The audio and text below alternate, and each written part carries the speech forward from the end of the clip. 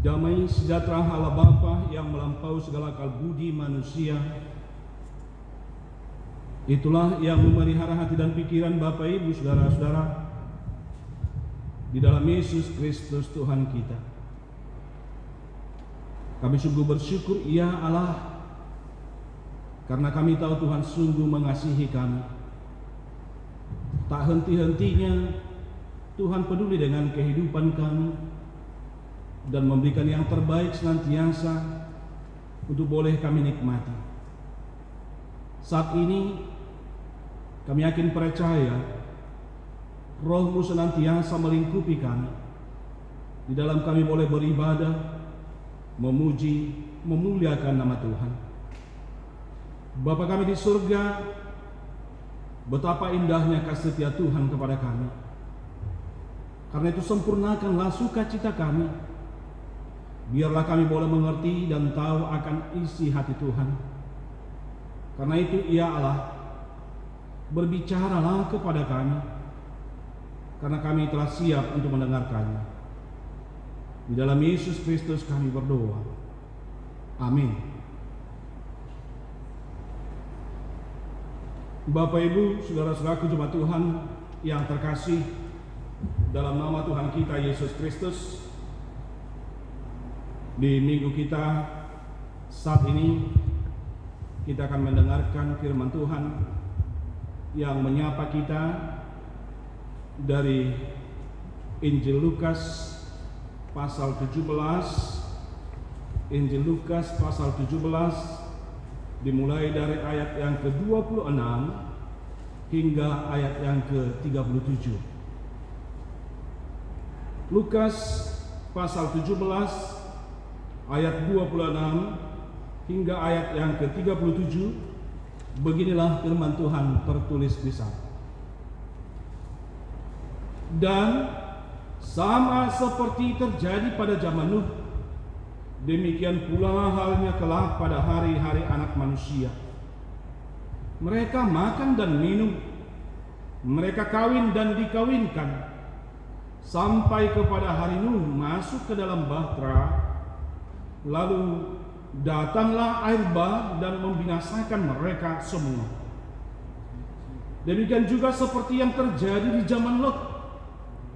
Mereka makan dan minum, mereka membeli dan menjual, mereka menanam dan membangun. Tetapi pada hari Lot pergi keluar dari Sodom, turunlah hujan api dan hujan belerang dari langit dan membinasakan mereka semua.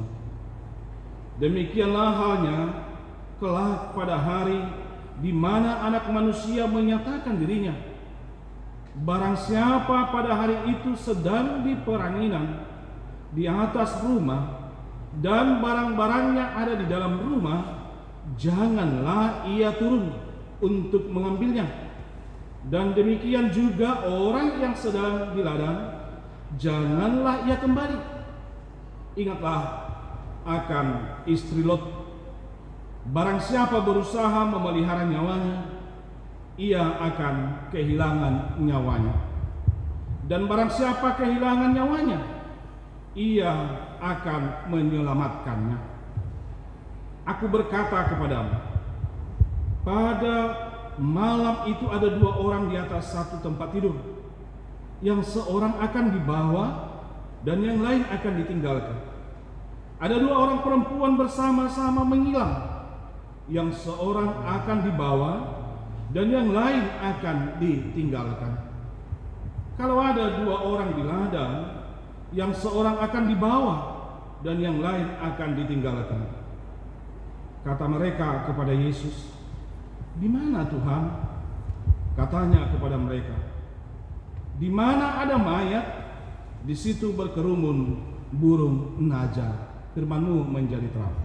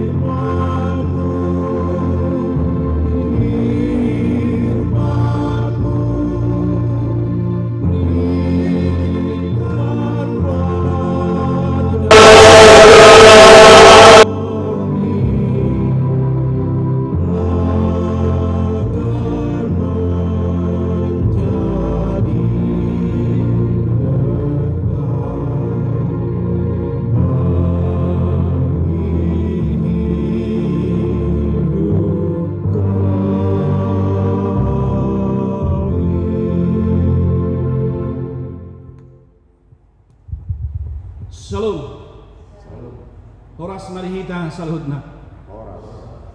Bapak Ibu, saudara-saudaraku jemaat Tuhan yang terkasih dalam nama Tuhan kita Yesus Kristus, ada sukacita bagi kita pada saat ini, baik kita yang boleh beribadah di gereja maupun yang mendengarkan firman Tuhan dan melakukan ibadah di rumah kita masing-masing, karena hari ini kita boleh memperingati dan merayakan ibadah bersama 42 tahun persahabatan partnership HKI dengan EKK Jerman atau HAM Jerman. 42 tahun persahabatan kita, persahabatan HKI atau Paraleleo HKI dengan EKK HAM Jerman. Ini sukacita kita Bapak Ibu Saudara-saudaraku di dalam ibadah kita pada saat ini. Dan artinya kita mendengarkan khotbah yang sama dan kita akan mendengarkan bagaimana pemujian seluruh gereja HKI dalam persahabatan ini dengan EKK HAM Jerman Barat. Bapak Ibu yang terkasih, di dalam persahabatan kita, di dalam perayaan ibadah ini, kita disuguhi tema Allah menyatakan kuasanya melalui bencana alam. Allah menyatakan kuasanya melalui bencana alam. Di pabotohon de mata huasona marhite akka namasa. Bapak Ibu yang terkasih, ini tema minggu untuk kita yang pasti mungkin kita tersentak ya mendengarkan tema minggu ini. Allah menyatakan kuasanya melalui bencana alam. Mungkin kita akan teringat dengan berbagai bencana alam saat ini atau yang sudah kita lalui atau mungkin yang pernah kita tonton ya, dipertontonkan di TV, bagaimana dahsyatnya bencana alam sering membawa kehancuran terhadap ciptaan lain dan juga bahkan menjadi ancaman yang menakutkan kepada manusia. Dan saya yakin Bapak Ibu dalam hati kita juga langsung bertanya ini, lalu bagaimana dengan bencana pandemi COVID-19 ini? Bagaimana bolehkah kita berkata bencana pandemi COVID-19 ini Allah menyatakan kuasanya melalui pandemi ini? Ya, ini mungkin menjadi pertanyaan bagi kita Bapak Ibu Saudaraku. Bapak Ibu Saudaraku yang terkasih, kita boleh melihat bagaimana firman ini sesungguhnya disampaikan oleh Yesus dari Lukas 17 ini, yang dimulai tadi dari ayat yang ke-26 sampai ayat yang ke-37, karena mau menjawab atau ini menjadi penjelasan kepada orang Farisi ketika itu. Ketika mereka bertanya soal kapan dan bila mana kerajaan Allah itu akan hadir. Soal kapan dan bagaimana dan bila mana kerajaan Allah itu hadir. Bapak Ibu yang terkasih, di preambul ataupun di atas khotbah ini telah diceritakan bagaimana Kristus melakukan sebuah perkara besar atau melakukan sebuah mujizat yang besar ketika dia menyembuhkan 10 orang kusta. 10 orang kusta. Lalu Bapak Ibu dengan 10 orang kusta dikatakan di sana kuasa Yesus itu, keajaiban dan kedahsyatan bahkan mujizat itu Bapak Ibu boleh menyembuhkan orang kusta yang tadinya mereka sudah terisolasi selama ini. Tetapi dengan hadirnya Yesus, mereka tahu Yesus lewat Bapak Ibu, maka mereka keluar dari isolasi itu dan berseru untuk dikasihi oleh Kristus, berseru kepada Tuhan. Lalu Bapak Ibu yang terkasih, Yesus menyatakan ketika kesembuhan-kesembuhan, ketika mujizat-mujizat seperti itu, ketika pertolongan Kristus hadir, Yesus katakan bahwa benar-benar tanda-tanda atau kehadiran Shalom, kehadiran kerajaan Allah di muka bumi ini kini dan di sini sedang terjadi.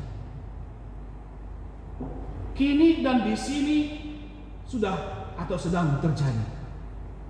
Maka Bapak Ibu Saudara yang terkasih, ini membuat orang-orang Farisi itu bertanya,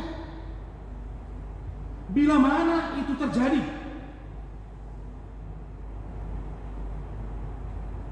Kemudian Bapak Ibu Saudara yang terkasih, Yesus katakan bahwa sesungguhnya kerajaan Allah itu ada di antara kamu. Ini kata Yesus. Sesungguhnya kerajaan Allah itu ada di antara kamu, ayat 21.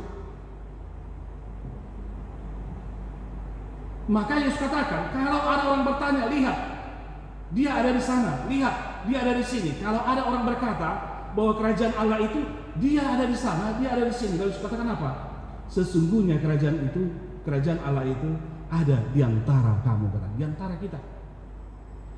Jadi Bapak Ibu Saudara yang terkasih, orang-orang Farisi ketika itu mau mencari tentang tanda-tanda kerajaan Allah. Tapi Yesus mengatakan, kini dan di sini. Ayat 20, kerajaan Allah datang tanpa tanda-tanda lahiriah, kata Yesus Bapak Ibu Saudara. Tapi penyembuhan yang sungguh, shalom yang dilakukan oleh Kristus, kelepasan dan keselamatan, itu sudah menjadi tanda-tanda kerajaan Allah hadir. Itu makanya dikatakan, sesungguhnya kerajaan Allah ada di antara kamu. Lalu Bapak Ibu Saudara yang terkasih, Yesus membekali, Yesus mengingatkan para murid supaya mereka jangan pernah terlena dan jangan pernah tergiur ketika ada orang berkata, kerajaan Allah ada di sana, kerajaan Allah itu ada di sini, kerajaan Allah itu ada hadir tanggal sekian, kerajaan Allah itu hadir di tempat yang demikian.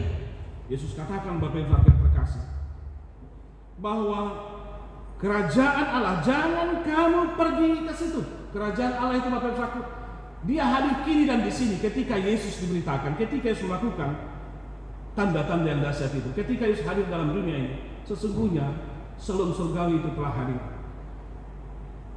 Ia katakan seperti ini, sama seperti kilat memancar dari ujung langit yang satu ke ujung langit yang lain, demikian pula lah kelak halnya anak manusia pada hari kedatangannya. Sama seperti kilat yang memancar. Lalu apa yang dimaksud di sana Bapak Ibu Saudara? Rupanya bahwa kerajaan Allah dalam artian kehadiran Yesus Kristus dalam parousia, kedatangan Kristus yang kedua kali. Kedatangan Kristus yang kedua kali itu Bapak Ibu Saudara tidak boleh dipakai dengan hitungan matematis. Karena seperti kita tahu Bapak Ibu Saudara, kedatangan Kristus ini banyak orang membuat hitungan matematis, mencoba Bapak Ibu Saudara mencoba mengkalkulasi, ya, menghubung-hubungkan ayat lalu membuat hitungan-hitungan. Memang Yesus katakan apa? Kedatangan Kristus yang kedua kali itu bukan oleh usaha manusia.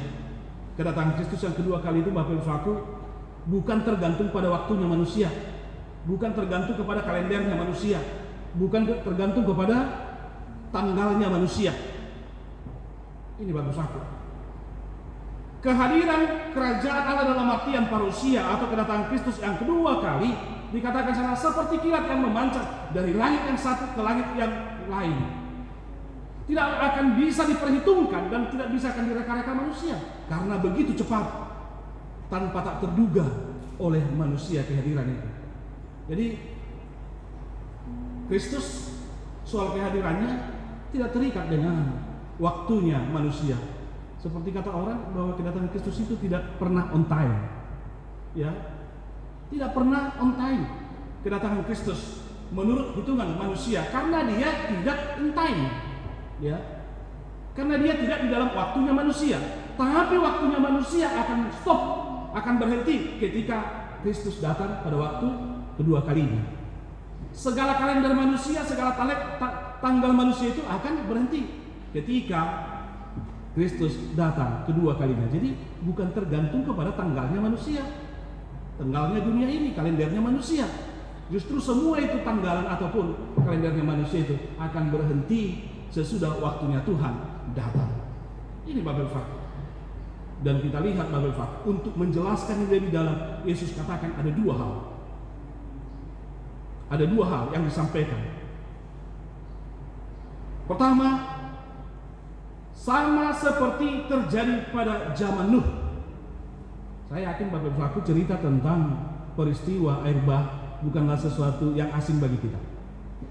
Saya yakin langsung bisa kita gambarkan ketika kita katakan bahwa sama seperti zaman Nuh ketika air bah datang. Artinya, mari kita lihat Bapak Ibu, kalau ini diangkat oleh Yesus untuk menjelaskan pertanyaan orang Farisi, kapan dan bila itu datang? Bapak Ibu, Nuh pada zamannya orang yang setia dan taat kepada Tuhan, sementara orang di sekitarnya dikatakan adalah orang yang tidak taat. Dan kita lihat Bapak Ibu bagaimana Allah menghukum dan menyatakan kuasanya, dan di sana juga sekaligus Allah menyatakan dan menyelamatkan Nuh.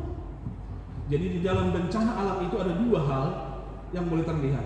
Yang untuk orang yang taat membawa keselamatan, dan kepada orang yang tidak taat dan tidak setia kepada Tuhan membawa hukuman. Dengan sekejap Bapak Ibu yang terkasih, air bah itu bisa menjadi bencana bagi orang yang tidak setia beribadah dan taat kepada Tuhan. Tapi bagi Nuh justru itu menjadi keselamatan. Maka Bapak Ibu, tema minggu ini Allah menyatakan kuasanya melalui bencana alam. Di pabotohon debata huasona marhite akana masa. Artinya Allah menyatakan kuasanya dalam bencana sekalipun, ya. Allah itu berkuasa dan sanggup menyatakannya Bapak Ibu kepada semua orang atau kepada dunia ini. Bapak Ibu yang terkasih, bencana alam adalah hal yang wajar terjadi, ya. Kalau boleh saya katakan itu adalah hal yang wajar, karena pasti bencana alam itu ya bisa terjadi, ya, karena ada pergeseran, karena alam ini kan akan terus berputar kepada porosnya. Dalam perputaran itu pasti ada gesekan-gesekan kepada ciptaan yang lain, dan itu Bapak Ibu bisa menimbulkan sesuatu bencana bagi ciptaan yang lain. Tapi tetap juga kita lihat di sana Allah turut bekerja di sana. Allah berkuasa dan berotoritas di sana. Sesuatu yang wajar bencana alam karena ada faktor alamiah di sana. Ada kejadian-kejadian alam, sebab seperti saya katakan tadi, bumi ini adalah salah satu planet di alam semesta yang senantiasa bergerak. Bumi tidak diam, tetapi senantiasa bergerak pada porosnya dan juga bergerak seiring pergerakan planet lain. Pergerakan itu tentu saja sangat mempengaruhi bumi dan segala isinya yang dapat mengakibatkan bencana alam, yang dapat mengakibatkan sesuatu dampak kepada yang lain.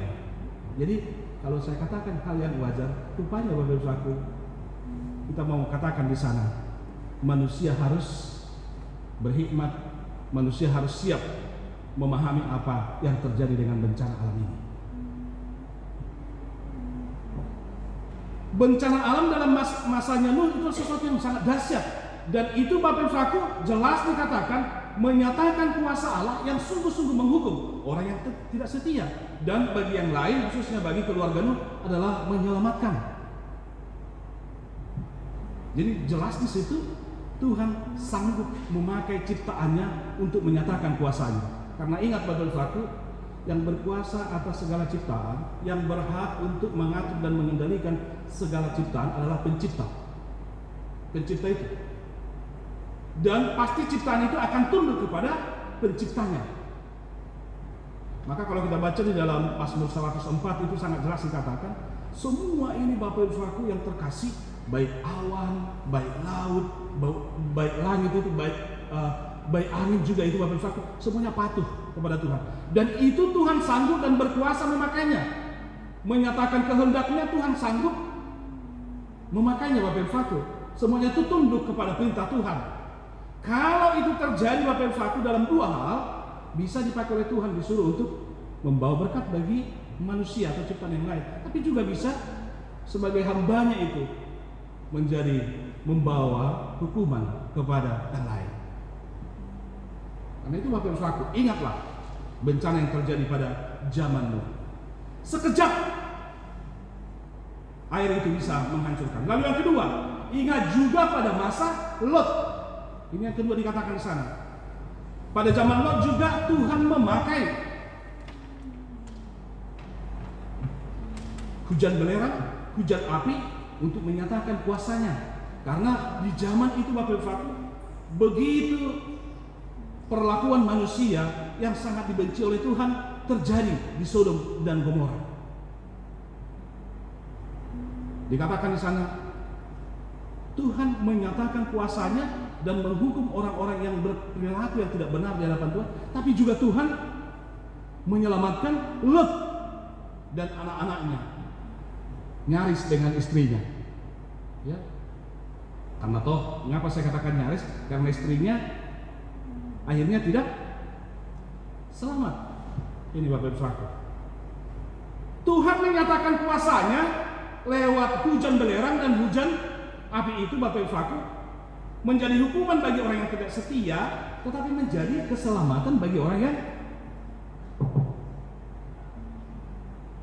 setia kepada Tuhan, yang mendapat belas kasihan daripada Tuhan. Maka Bapak Ibu Saudaraku, bagaimana ini bencana alam, hujan angin ini nyata kuasa Allah di sana. Maka dikatakan Bapak Ibu Saudaraku bahwa kedatangan Kristus yang kedua kali, kedatangan kerajaan Allah seperti yang terjadi dalam masa Lot itu. Masa Lot itu. Lalu bagaimana katanya di sana? Ingat ya, jangan seperti istri Lot. Jangan seperti istri Lot. Kenapa rupanya dengan istri Lot, Bapak Ibu Saudaraku?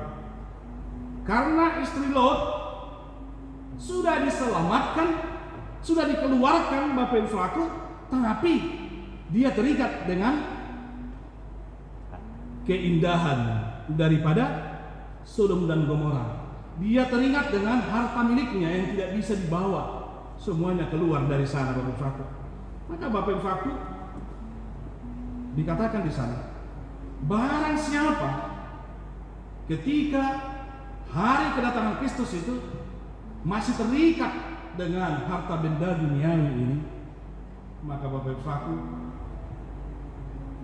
akhir perjalanan hidupnya sama seperti istri Lot yang akhirnya ya sudah diselamatkan tapi tidak mampu memperjuangkan keselamatan ini, akhirnya dia terhukum menjadi tiang garam. Ini Bapak Ibu Saudaraku, istrinya terhukum jadinya di sana. Maka Bapak Ibu Saudaraku, demikian halnya kelak pada hari di mana anak manusia menyatakan dirinya. Barang siapa pada hari itu sedang di peranginan di atas rumah dan barang-barangnya ada di dalam rumah, janganlah ia turun untuk mengambilnya. Dan demikian juga orang yang sedang di ladang, janganlah ia kembali. Ingatlah akan istri Lot. Jadi tidak ada lagi Bapak Ibu Saudaraku pada kedatangan Kristus yang kedua kali, pada hari eskaton atau pada hari parousia itu Bapak Ibu Saudaraku, jangan lagi terikat hati kita dengan harta duniawi ini. Jangan lagi kita ya tidak jadi menerima keselamatan karena harta duniawi ini mengikat hati dan pemikiran kita. Bahkan dikatakan di sana Bapak Ibu Saudaraku, ya, dalam hal kedatangan Kristus yang kedua kali pasti terjadi pemisahan. Jelas itu tadi dikatakan di sana. Kalau ada dua orang, ya, kalau ada dua orang di tempat tidur, ya, yang satu akan diambil dan yang satu akan dibiarkan. Kalau ada dua orang di ladang, yang satu akan diambil dan yang satu akan dibiarkan. Kalau ada dua orang dalam penghilangan, yang satu akan diambil dan yang satu akan ditinggalkan. Rupanya Bapak Ibu Saudaraku dalam penghakiman nanti, ya, dalam parousia itu rupanya Bapak Ibu Saudaraku akan jelas bahwa akan terjadi pemisahan. Akan jelas terjadi pemisahan. Memang Bapak Ibu Saudaraku yang terkasih, jelas kalau kata yang dipakai di sini, bagaimana orang yang diambil itu dan dibiarkan itu Bapak Ibu Saudaraku, ya, yang diambil itu akan diangkat untuk dihakimi dan diadili, dan yang dibiarkan itu akan senantiasa memperoleh kehidupan. Jadi sama seperti ketika perumpamaan Yesus bahwa untuk menyatakan ilalang di antara gandum, maka Yesus katakan apa? Ilalangnya pada akhirnya akan dicabut dan membiarkan gandum itu pada akhirnya sesudah pada musim atau masa menuai. Maka Bapak Ibu Saudaraku, demikian katanya di sini. Sehingga para murid itu bertanya, di mana Tuhan? Ini. Kalau tadi orang Farisi berkata, bila itu terjadi? Kapan itu terjadi? Parousia itu, kedatangan Kristus itu, kedatangan anak manusia itu, kapan itu terjadi? Kerajaan Allah itu kapan terjadi? Lalu para murid di sini katakan, di mana Tuhan? Lalu Yesus katakan, Bapak Ibu Saudaraku, di ayat yang ke-37 dikatakan di sana, di mana ada mayat, di situ berkerumun burung najat. Di mana ada mayat, di situ berkerumun burung najat. Bapak Ibu Saudaraku yang terkasih, jelas di bahasa yang disampaikan oleh Yesus ini mau menunjukkan pada akhirnya, ya, orang-orang yang diangkat itu, yang diambil itu Bapak Ibu Saudaraku akan mendapat kematian, dan di sana akan terjadi penghakiman untuk menyatakan kematian untuk selama-lamanya. Itu Bapak Ibu Saudaraku yang terkasih. Dalam minggu Partnership, dalam minggu Paralleon, dalam minggu persahabatan kita dengan EKK HAM Jerman, bagaimanakah kita arak-arakan, bagaimanakah kita menyongsong kedatangan Kristus dan mempersiapkan diri di dalam persahabatan yang indah? Tentunya dikatakan, jangan bersahabat dengan harta duniawi ini dan tidak bersahabat dengan kerajaan Allah. Ya. Yang anehnya memang sekarang ini menjadi refleksi bagi kita. Orang yang menantikan kedatangan Kristus yang kedua kali seharusnya memperlihatkan cinta kasih yang penuh dengan persahabatan. Bisa-bisa bagaimana kita bersahabat dengan orang Jerman yang tidak kita kenal, yang tidak pernah bertegur sapa dengan kita, yang tidak pernah berpapasan dengan kita, sementara orang di sekitar kita tidak bisa bersahabat. Ya, ini perenungan bagi kita. Bagaimana saya menyatakan persahabatan saya paralealeot tado Jerman, sementara kita pedang maraleale dia kengenat tabi. Ini menjadi refleksi Bapak Ibu Saudaraku. Maka dalam menyongsong, dalam menyambut, dalam hal penantian kita akan Kristus Bapak Ibu Saudaraku, mari kita nyatakan kesediaan dan persiapan kita menantikannya. Karena soal menantikan kerajaan Allah bukan soal nanti. Ya, kerajaan Allah itu sekarang. Soal mempersiapkan diri menerima kehadiran Kristus yang kedua kali parousia itu bukan nanti, tapi sekarang.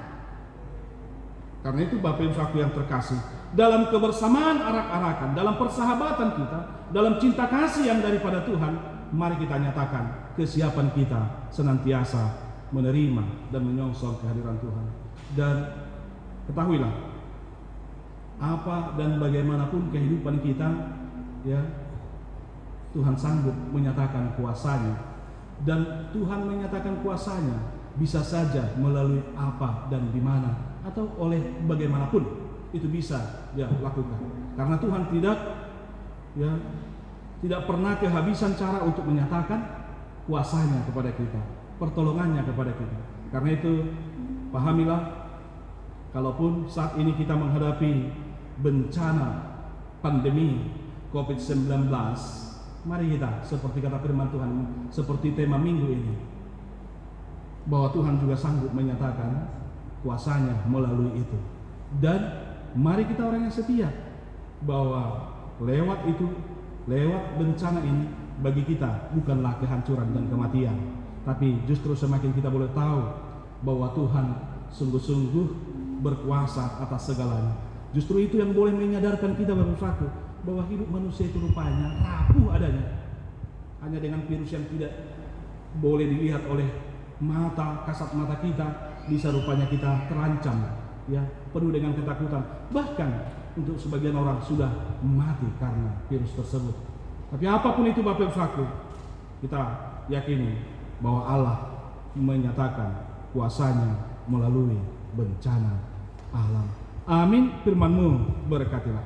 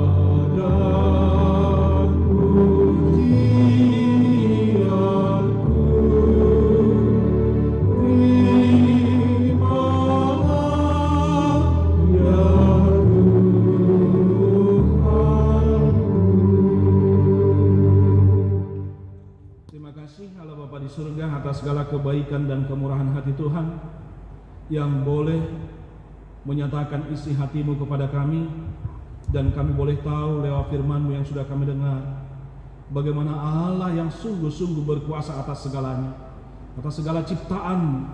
Engkau berotoritas dan berkuasa atasnya.